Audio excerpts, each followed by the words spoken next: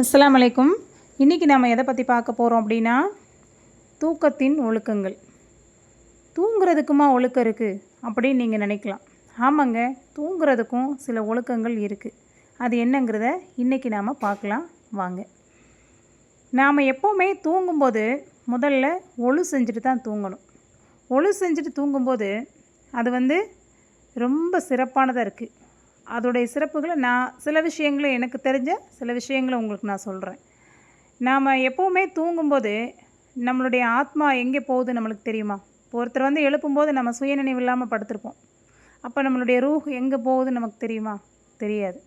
ஆனால் நம்மளுடைய ரூஹ் ஒவ்வொரு நாளும் நாம் தூங்கும்போது அல்லாஹுடைய சன்னிதானத்துக்கு போய் அல்லாஹுவை சந்திச்சுட்டு வருது. அதனால் நாம் ஒழுவோட தூங்கக்கூடிய ஆத்மா மட்டும்தான் அந்த மாதிரி அல்லாஹுவை சந்திச்சுட்டு வருது. இதே ஒழு இல்லாமல் தூங்கக்கூடிய ஆத்மா சந்திக்கிறதுக்கு போயிட்டு அல்லாஹுவை சந்திக்க முடியாமல் ரொம்ப சங்கடமான சூழ்நிலையில் திரும்பி வருது. அதனால் நாம் ஒழுவோடு தூங்குறது சிறப்பான முறை. அடுத்தது, இந்த ஒழு செஞ்சுட்டு படுக்கிறதுனால ஷைத்தான் நம்மக்கிட்ட நெருங்க மாட்டான். இது ரொம்ப ஒரு முக்கியமான விஷயம். அவன் நம்மளை நெருங்கலை அப்படின்னாலே நமக்கு எந்த ஒரு கெட்டதுமே நடக்காது. அதனால் ஷைத்தான்லேருந்து பாதுகாப்பு கிடைக்குது அப்படின்னா அது நமக்கு ஒரு பெரிய விஷயம். அடுத்தது, நமக்கு விஷ ஜந்துக்கள்கிட்டருந்தும் பாதுகாப்பு கிடைக்குது. ஏதாவது நம்மளை தீண்ட வந்தாலுமே கூட நம்ம ஒழுவோடு இருக்கும்போது அல்லாஹ் நம்மளை பாதுகாக்கிறான் அதிலேருந்து. அதனால் முடிஞ்ச அளவு நீங்கள் ஒழு செஞ்சுட்டு படுக்கிறத ஒரு வழக்கமாக ஆக்கிக்கிங்க. அடுத்தபடியாக நாம் தூங்கும்போது நம்மளுடைய படுக்கையோ அல்லது பாயோ இருந்தால் அதை 3 முறை உதறி விரிங்க. அது சிறந்ததாக இருக்குது. ஏன்னா ஏதாவது சில பூச்சிகள் இந்த மாதிரி ஏதாவது அதில் உள்ளே இருந்தாலுமே கூட நம்ம கண்ணுக்கு தென்படுவது. நம்ம முழிச்சிருக்கும் போதே தென்பட்டுச்சுன்னா அதை நம்ம அடிச்சிருவோம். நம்ம தூங்கினதுக்கப்புறம் உள்ளே இருந்தால் அது நமக்கு தெரியாமல் அது மூலமாக நமக்கு கெடுதல் ஏற்பட்டுரும். அதனால் அதுலேயும் நீங்கள் கரெக்டாக செயல்படுங்க. அடுத்தபடியாக நாம் படுக்கும்போது எப்போவுமே வலது கன்னத்தில் வலது கையை வச்சு தான் படுக்கணும். அப்படி படுக்கும்போது அது ஒரு சிறந்த தூக்கம் வர்றதுக்கான ஒரு வழியாக இருக்குது. ஏன்னா இடது பக்கமாக படுக்கும்போது நம்மளுடைய இதயம் சார்ந்த பிரச்சனைகள் வரும். அதாவது நம்மளுடைய உடல் பாரம் முழுக்கவே அந்த இதயத்துக்கு தான் போய் சென்றடையுதாமா. அதனால் அந்த இதயம் ஓரளவு தாங்கக்கூடிய பாரத்தை தான் தாங்கும்.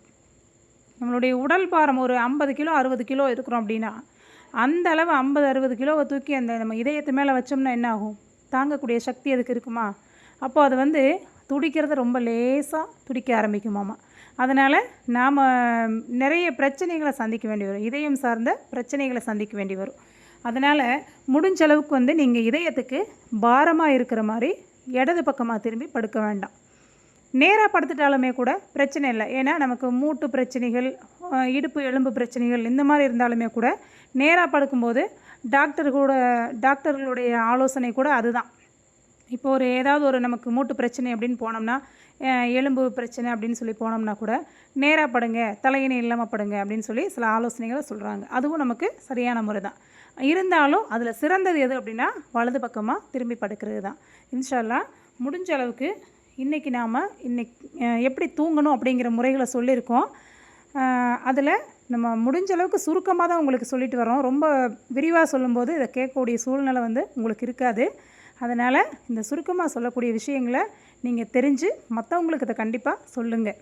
ஏன்னா நம்ம எதை கேட்டாலும் அதை மற்றவங்களுக்கு சொல்லும்போது தான் அதனுடைய பலன் இன்னும் அதிகமாக நமக்கு கிடைக்கும். அதனால் எல்லாருமே இதை கேட்குற எல்லோரும் சப்ஸ்கிரைப் பண்ணி வச்சுக்கோங்க. அடுத்தடுத்து நான் உங்களுக்கு போடுற வீடியோ வந்துக்கிட்டே இருக்கும். நீங்கள் பார்த்துட்டு நீங்களும் அது மாதிரி நடைமுறைக்கு வாங்க. உங்களை சார்ந்த, அதாவது சொந்தக்காரவங்க, நண்பர்கள், இந்த மாதிரி எல்லாத்துக்குமே இந்த விஷயத்தை எடுத்து சொல்லுங்கள். சொல்லும்போது அவங்களும் தெரியாத விஷயங்களை தெரிஞ்சுக்குவாங்க. இந்த பதிவு நான் உங்களுக்கு போடுறேன் அப்படின்னா இது ரொம்ப ஈஸியாக எடுத்துட முடியாதுங்க. ஏன்னா இது ஒரு தடவை பேசணுன்னே டக்குன்னு நான் எடுத்து உங்களுக்கு போட்டுற முடியாது. இதில் நான் பல முறை நான் முயற்சி செஞ்சு தான் இதை நான் உங்களுக்கு போடுறேன். இவ்வளவு சிரமத்தோடு நான் ஒரு வீடியோ போடுறேன் அப்படின்னா அது ஒரு பலனுள்ளதாக இருக்கணும், பிரயோஜனம் இல்லாமல் போயிடக்கூடாது. அதனால் இது நான் உங்களுக்கு மீண்டும் மீண்டும் சொல்கிறது என்ன அப்படின்னா, கண்டிப்பாக சப்ஸ்கிரைப் பண்ணி வச்சுக்கோங்க. அல்லாஹ் உங்களுக்கும் எனக்கும் கிருபை செய்வானாக. ஆமீன் ஆமீன். மீண்டும் நாளை சந்திப்போம்.